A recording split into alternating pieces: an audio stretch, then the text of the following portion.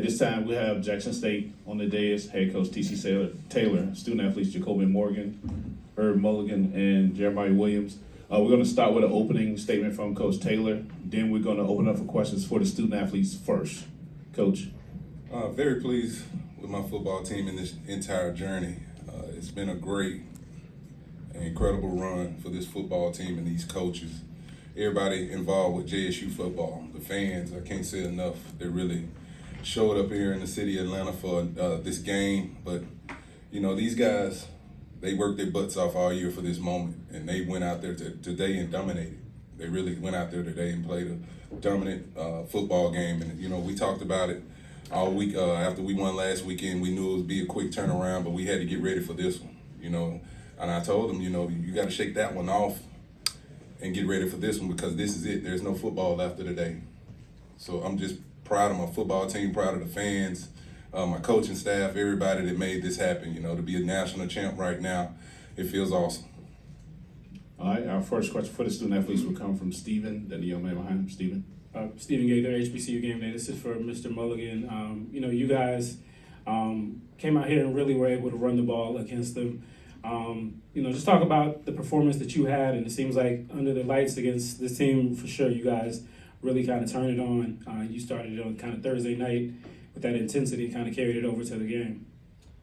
Oh, yeah, I was talking a little trash that night, so it's one thing to talk it, but we really a humble team, so it's like you got to be able to perform and walk it as well. And I mean, people say I had a good game, but I always give it to the offensive line. It started in the trenches first, you know. So the offensive line is, man, you got 3 guys that's going to the HBCU Legacy Bowl, so that speaks loud enough for itself. So I just give it up to those guys up front, honestly. All right, right here. Miss you heard the Core Sports Talk. Jeremiah, for you, talk about just owning the A-gap all day and just being disruptive in their backfield the entire afternoon. Man, it was just a one-mind thing, man. I was locked in the whole game. My coach told me from the get-go, man, own your gap. So I owned my gap all game, man. And the game plan just was simple.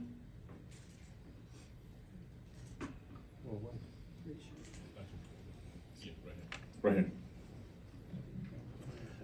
Emmanuel Glazer, Crush Sports Talk. Jeremy, I want to continue on that as far as not only your production on the defensive line, but the whole team of 30 yards rushing. Talk about the mentality of your front line, that front 7, to stop that running game today.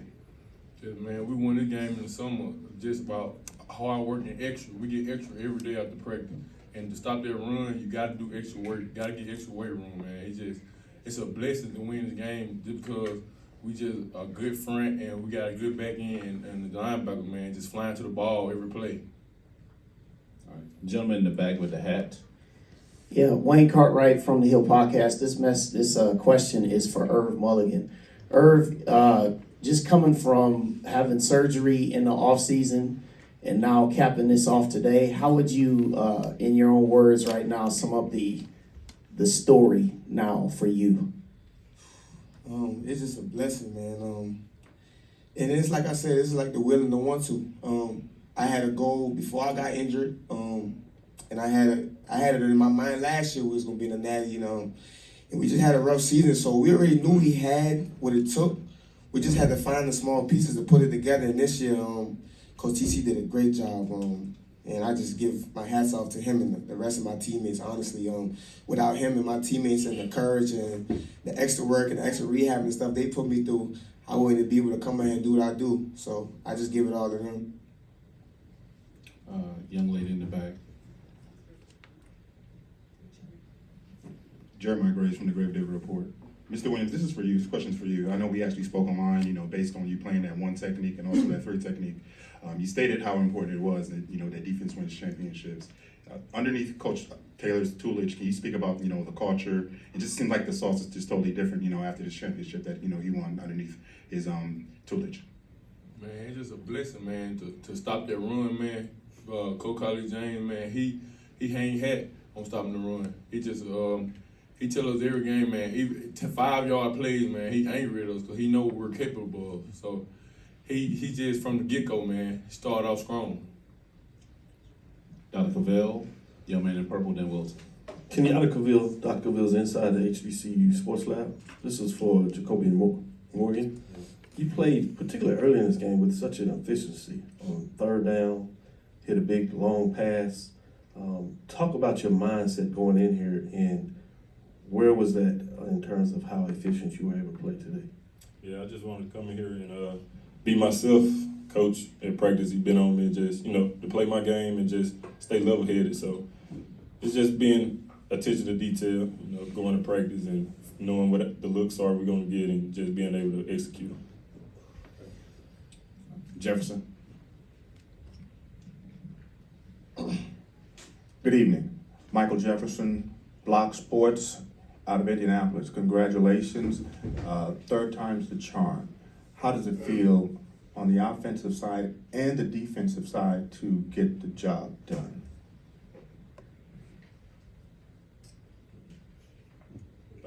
The offensive side, well, this is my first time. I know Jeremiah, this is third time. Yeah, so for me, hometown kid, to get it done the first time, to have our names in the book for the first time winning the Celebration Bowl, it's an amazing feeling, and that my hat goes out to these guys. Just putting in the hard work all season, we had obstacles, we had ups and downs, but we always came to prevail at the end. Man, Coach TC, from the get-go, from the start, he told me the years before, man, we're going to get one for sure. And we set the tone in the summer, man. We've been winning this game in the summer. The hard work we put in, the extra before and after practice, the conditioning we do, man, is out of this world, man. And it showed out today. Jason McDonald, Core 360 Sports. Most of you guys sitting up there are from Mississippi as your head coach. He played for Jackson State. He wore that uniform you have on right now.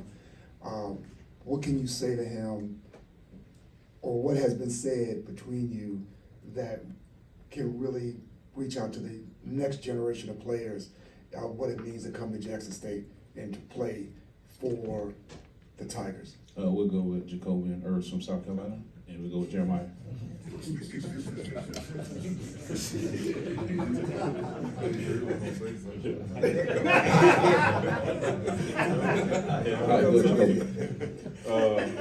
First and foremost, I want to thank Coach for getting this roster together that, like Irv said, we already had the pieces. And it's just, when you got Coach of the Year, he's just going to put you in the right places to make the right plays. So to any players that come to look here, you got a great coach ahead of you that's going to coach you every day. He's not going to let up. And that's what you want. Like, Coach stay on me every day. I got up downs out to practice every day. Good or bad. Good or bad. And it's just a testament to, hard work, and he know what he got. He trusts me. He know that, if I just stay level-headed, that I can have the success that I want. So, yeah. Jeremiah. Man, like Kobe said, man, Coach TC know what it looked like. That's why he won Coach of the Year, man. We've been here 3 times, and he knew he was going to get it done eventually. Like, it was the small thing. He put the pieces together, man. It's all we needed to stay connected and teamwork, man, and stay on us every day. That's what Coach do. All right. We got our final question for the student athletes. All right. Dwayne Nash from the Yard HBCU Sports and Hero Sports. This question is specifically for Jeremiah, but if the other 2 players, if you were here, the other 2 times in which Jackson State appeared in the Celebration Bowl, there were perceived distractions off the field that may or may not have affected performance on the field.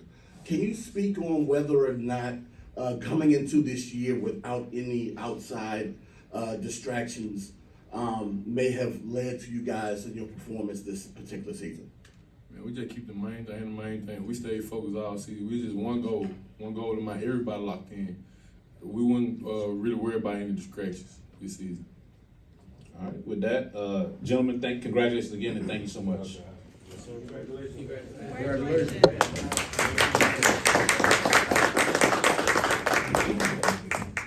All right, now we're going to take questions from the head coach. If you ask a question from the players, you probably won't get called on. So you got to put your hand down. We'll start, since we're here, we'll start with Luke. And then Mr. Roden. Well, excuse me. Mr. Roden, you go first. Luke, you wait. You got like 5 questions.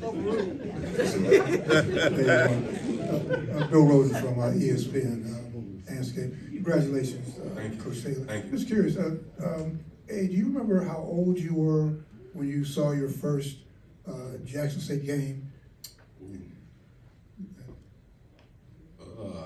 Probably say, for me to remember back that for about 10, 11 years old. Okay, we'll go with 10. Yeah, 10, 11 years old. And this is a follow-up to that, is that, Jackson State's in your blood. I mean, you played there, you grew up, the whole thing. So does it mean anything more to bring this championship home, having been through the whole, the representing institution? Yeah, I mean, it means everything.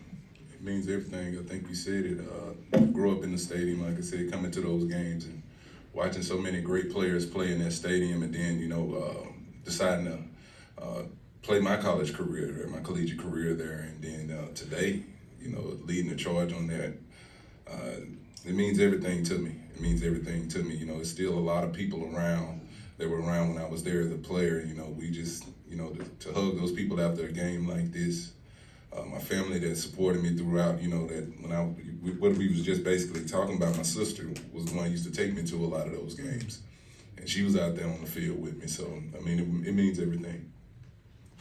Luke Williams from the Black College Sports Page. Coach, congratulations on a great season, a great win today, right here. Okay. Coach, I want to talk about your offensive coordinator calling the plays. It looks like you kept them off balance all day. When they thought you were going to run, you passed. When they thought you were going to pass, you ran. You hit some big plays. Obviously, they had 2 TDs called back, but you still, I thought, kept them off balance. Talk about what was your strategy from an offensive standpoint going into this game. We talked about controlling the trenches. I challenged the offensive line today. In our walkthroughs before we left the hotel, I challenged Irv Mulligan, and I just been on Jacobian about staying level throughout this whole deal today, and they went out there and executed their butts off. And it's like you said, that last touchdown, they was expecting a run. And I said, you know what, we're going to throw it to our best receiver right here, Jonas Vertillion, and we're going to start celebrating. And Jonas, first of all, Jacobian makes a great throw. Jonas makes a great catch, but I think it's like you said, I try to just keep them off balance. The defensive coordinator, they got a good defense over there. They have some really good players over there. And if you can keep those guys off balance with, the things we were doing, we mixed up some tempo, then we slowed it down when we needed to. We put 2 tight ends on the field a lot today. So just keeping them off balance, led to the success you saw out there today. All right, we're going to go Wilson right here in the front, Coach. Wilson Jackson, Black Sports Insiders. Coach, we've had a lot of conversations, but I want to take you back to this one.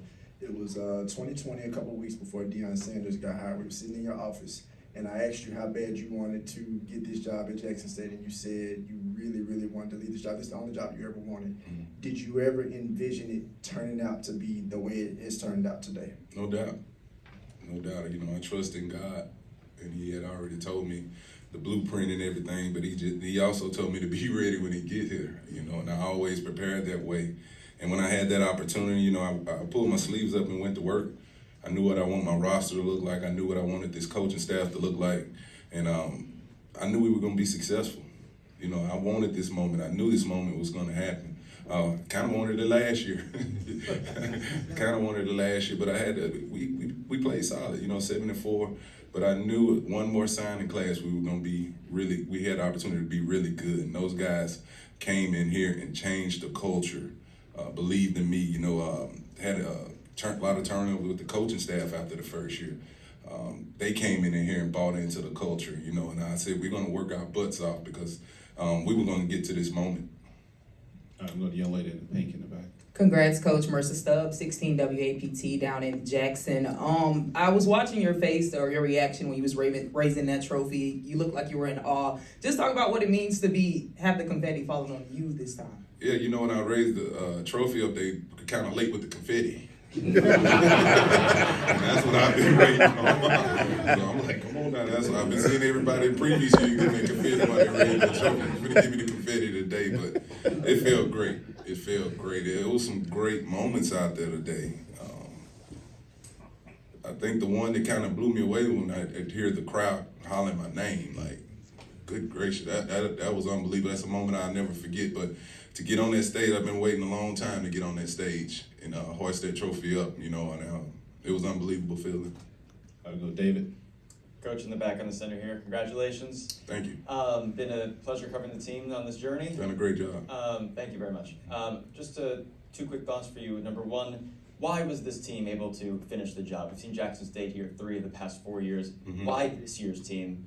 And secondly, South Carolina State, before you guys got in here, was saying they think the turning point in the game was Isaiah Spencer and Jacobian Morgan connecting on that huge play. Yeah. What did you see in that, and do you believe that was if not the turning point, to really add on?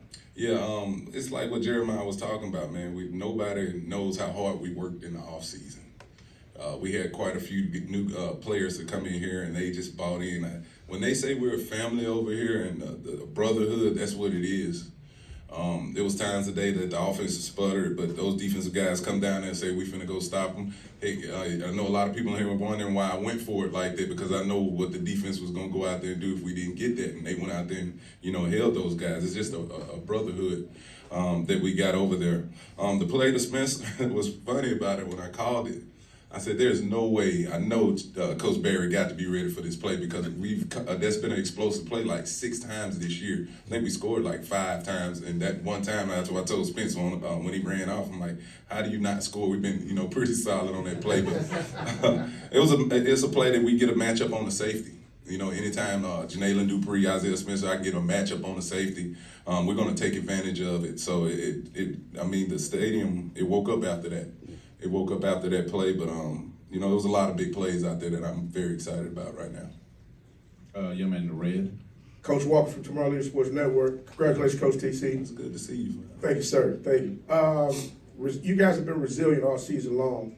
What has been that one thing with this team where you knew that this would be your year? It was after that loss to Gremlin. That Gremlin loss, the way we were able to come back and get to work. We could have kind of tanked it right there. It was a tough loss, but it was. I always say, that was a loss that we needed early on to kind of wake us up, and that's what I told the team. But it was after that, then I knew we were going to take this thing and get the rolling right there. Jacobian, he didn't play his best in that game. Cam McCoy played in that game. We turned the ball over. It was just a lot going on. So when we were done with that game, I was so ready to get to that next practice to see how they would respond. And they came out, ready to work. And I knew then we had an opportunity to be really good this year. Thank you. Next one. Like what you do. Thanks, sir. Hey, Coach Kobe, you with the Blitz City Podcast. Congratulations, Coach. Coach. So Eric Phoenix has been very electric for South Carolina State all year. What did you see on film that helped you come up with the game plan to keep him in check today? Let me say this about Eric Phoenix. He is a really good quarterback. We talked to him before he made the decision to go to South Carolina State. We did get him on the phone, but it was all about a fit. But we did speak to him, but he can play the game. But so can our D-line. Those guys really did a good job of getting after him, moving him out of the pocket and making him do some things he didn't want to do. And then this is what I told him. I said, when you get a chance to get him to the ground, make it violent. He got to get back up and go back out there and make a play. But he is a really good quarterback, that I do think a lot of that can go out there and make plays. They're not playing here today without Eric Phoenix. In the back row, Coach. Coach, back here in the middle. Coach, this is a stage that this school and your team has been on. I'm sorry, we do name and affiliation before we ask that question. Reggie Chapman, 11 Live TV here in Atlanta. Coach, this is a stage your team has been on the last couple of years. Just can you speak to this experience for your guys, how important this game is for HBCU athletics and the stage that's been created to showcase what this game is like on the national stage? Yeah, it's huge. Anytime you got an opportunity to play for a national championship, and lead your program out there, it's exposure for your schools, both schools. And I'm pretty sure I hadn't heard the numbers, but I know a lot of people watched. That I looked up one time that the stadium got pretty packed at one point. It kind of caught me off guard, just hearing that roar. But the exposure is everything right now for the HBCU brand. And we got to continue to push that brand and continue to go out there and do things the right way and play good football.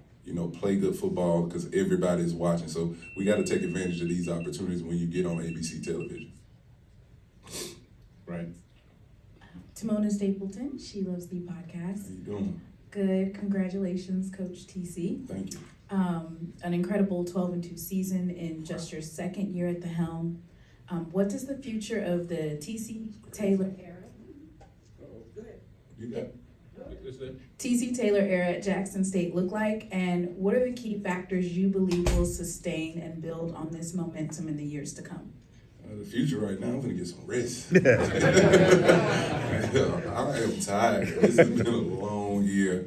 It's early right now. We'll get back to Jackson, and perfect time for me to get on the corner of that couch and just relax. But we're gonna hit the ground running. If you guys hadn't seen right now, we're doing a heck of a job recruiting.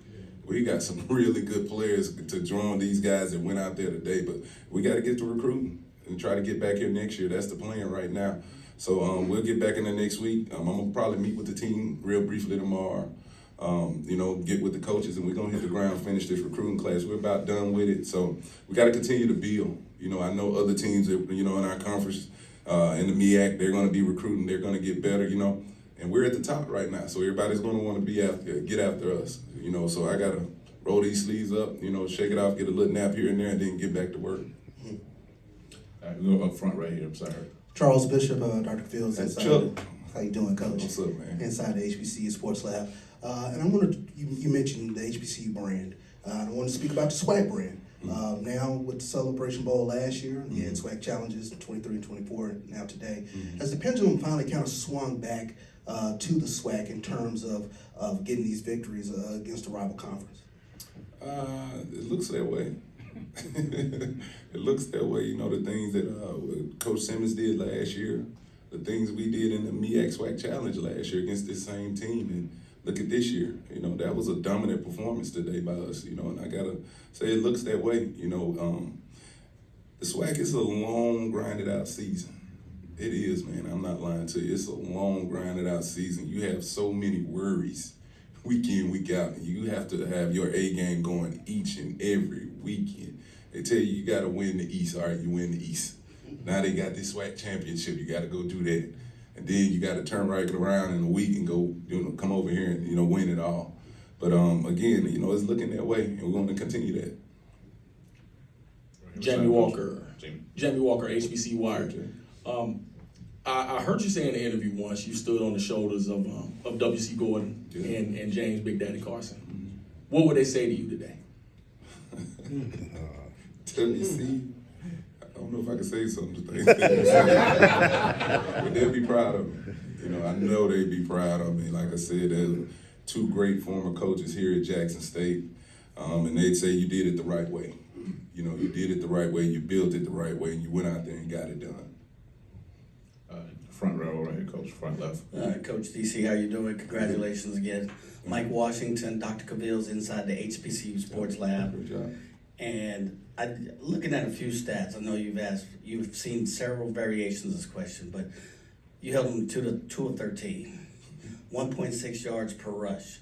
You dominated the clock, and going to Chuck's question, the pendulum swinging, and for a while it was saying we couldn't be as physical with a MEAC team. So if you look at this team and all of those statistics, what are the 2 or 3 things you are most proud of from this team right here and their performance tonight? Well, the thing going into this game, we got tired, I'm going to be honest with you, we got tired of hearing about them. And that it's a physical brand in the MEAC. If you look at it today, they were more of the finesse team. They tried to throw the ball more. We ran the football. And that's just what it was. But we just got tired of hearing all the talking. The players were tired of, certain people just saying that they were better than us. We said we got to play the game. And that's what I told them. I said, again, we're going to win this thing in the trenches. The O-line, the D-line, we're going to win this thing in the trenches and show everybody, like, we're the best in the country. And that's what they went out there and did. But I'm very proud of all 3 phases. I'm proud of my coaches. They coached their butt off. And you've been seeing what we've been after halftime. This team comes out in the second half and just plays dominant football, but it's just proud of, the whole deal. But, that's what you saw today. Thank you. We'll get the last one to David, our local guy. Thanks again. Once again in the center, David Edelstein, WJTV, CBS 12 in Jackson.